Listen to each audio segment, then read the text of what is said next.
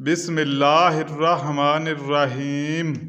سلطان عادل نور الدین شہید کے عہد سلطنت میں نصاری کے نفسوں نے انہیں ایک بڑے امر پر تیار کیا۔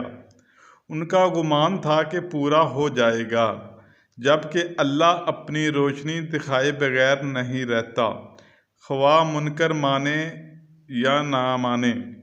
وہ امر یہ ہے کہ سلطان رات کو تہجد اور وظائف پڑھا کرتا تھا۔ ایک دن تہجد کے بعد سو گیا۔ خواب میں رسول اللہ صلی اللہ علیہ وسلم کو دیکھا کہ دو سرخ رنگ آدمیوں کی طرف اشارہ کر کے فرما رہے ہیں، میری مدد کرو اور مجھے ان سے بچاؤ۔ وہ ڈر کر جاگ گیا، پھر وضو کیا، نماز پڑھی اور سو گیا۔ پھر اس نے وہی خواب دیکھا، جاگ گیا اور نماز پڑھ کر سو گیا۔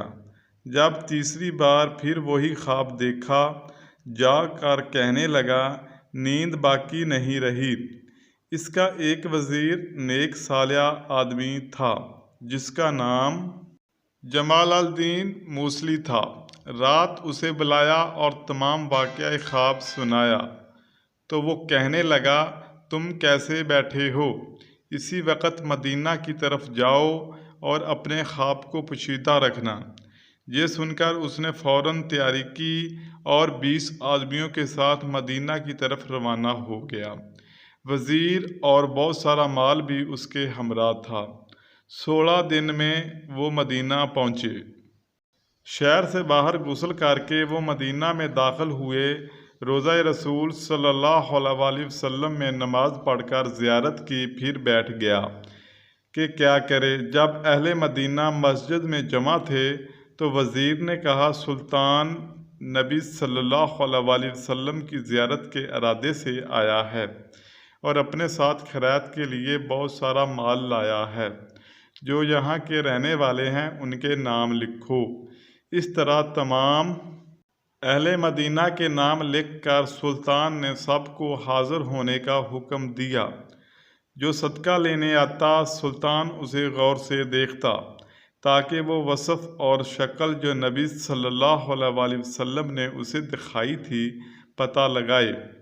جس میں وہ حلیہ نہ پاتا اسے خیرات دے کر کہتا، چلے جاؤ۔ یہاں تک کہ سب لوگ آ گئے تھے۔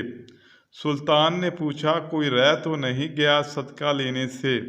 اس پر انہوں نے کہا، اور تو کوئی نہیں مگر 2 مغربی آدمی جو کسی سے کچھ نہیں لیتے بلکہ وہ محتاجوں کو اکثر صدقہ دیتے رہتے ہیں۔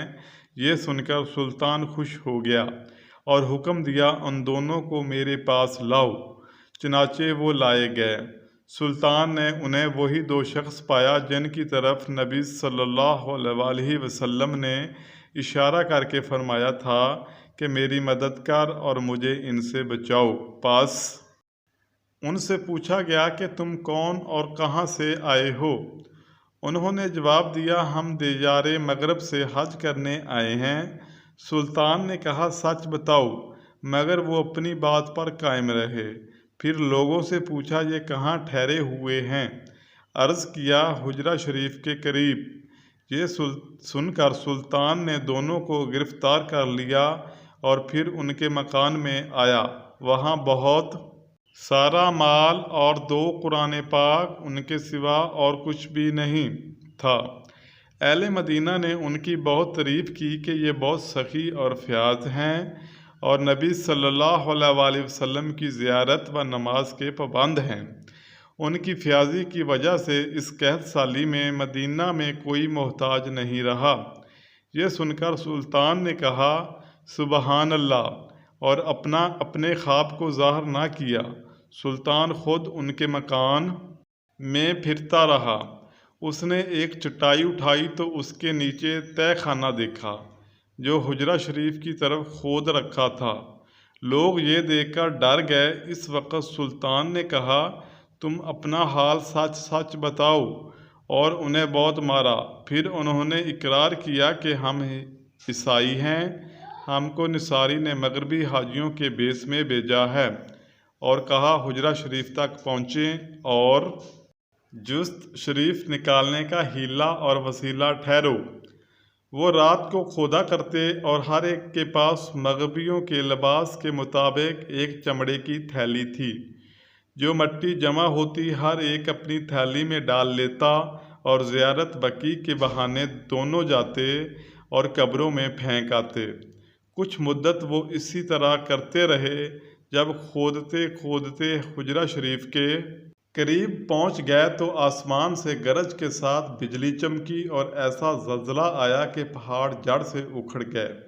اسی رات کی صبح کو سلطان نور الدین آ گیا، دونوں کی گرفتاری اور اطراف عمل میں آیا۔ ان دونوں کی گردن زنی کا حکم دیا اور وہ اس جالی کے نیچے قتل کر دیے گئے جو حجرہ شریف کے نزدیک بقیع کے ساتھ ہیں۔ پھر اس نے بہت زیادہ رانگ منگوائی اور سارا حجرہ کے گرد پانی کی تہہ تک ایک بہت بڑی خندق کھدوا کر رانگ کو پگھلا کے بھر دی۔ اس طرح حجرہ شریف کے ارد گرد رانگ کی دیوار بنائی گئی۔ پھر سلطان اپنے ملک کی طرف روانہ ہو گیا اور حکم دیا کہ نصاری کمزور کر دیے جائیں اور کوئی کافر عامل نہ بنایا جائے۔ معاصر چنگی معاف کر دیے۔ یہود حضرت محمد صلی اللہ علیہ وسلم سے کہتے کہ تم بولتے ہو ہم دین ابراہیم پر ہیں اور ابراہیم کے گھرانے میں جو چیزیں حرام ہیں سو وہ کھاتے ہو، مثلا اونٹ کا گوشت اور دودھ۔ اللہ نے فرمایا کہ جتنی چیزیں اب لوگ کھاتے ہیں وہ سب ابراہیم کے دین میں حلال تھیں، یہاں تک کہ تورات نازل ہو گئی تو اس میں خاص بنی اسرائیل پر حرام ہوئی، مگر ایک اونٹ کے تورات سے پہلے حضرت یعقوب نے اس کے کھانے سے قسم کھائی تھی، اس کی وجہ سے ان کی اولاد نے بھی چھوڑ دیا تھا، اور قسم کھانے کی وجہ یہ تھی کہ ان کو ایک مرض عرق النساء ہو گیا تھا۔ انہوں نے منت کی کہ اگر میں ٹھیک ہو گیا تو جو میری پسندیدہ چیز ہے وہ کھانے میں چھوڑ دوں گا۔ ان کو اونٹ ہی کا گوشت پسند تھا تو انہوں نے اس لیے بیماری کے سبب سے چھوڑ دیا۔ اس طرح خود یہود پر جو چیزیں حرام تھیں ان کی نسبت وہ کہتے ہیں یہ ہم پر حرام نہیں ہوئی بلکہ حضرت محمد صلی اللہ علیہ وسلم اور نوح و حضرت ابراہیم اور پہلی تمام امتوں پر بھی حرام ہوئی تھیں۔